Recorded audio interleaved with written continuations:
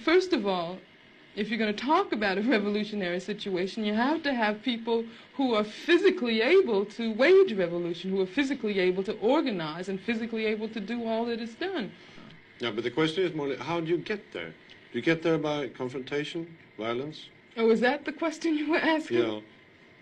See, that's another thing. When you talk about a revolution, most people think violence, without realizing that the real content of any kind of revolutionary thrust lies in the principles and the goals that you're striving for, not in the way you reach them. On the other hand, because of the way this society is organized, because of the violence that exists on the surface everywhere, you have to expect that there are going to be such explosions. You have to expect things like that as reactions.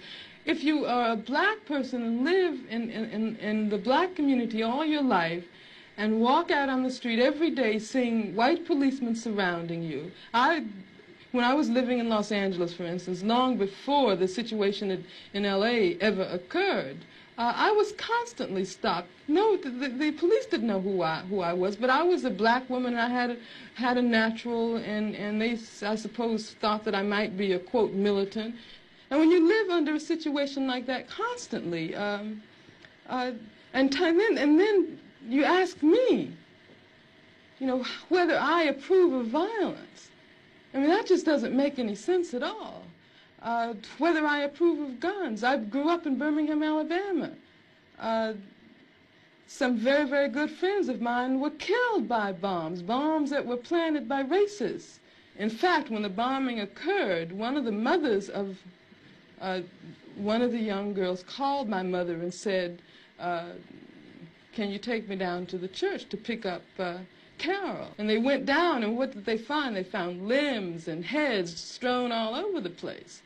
And then after that, in my neighborhood, all of the men organized themselves into an armed patrol. They had to take their guns and patrol our community every night because they did not want that to happen again.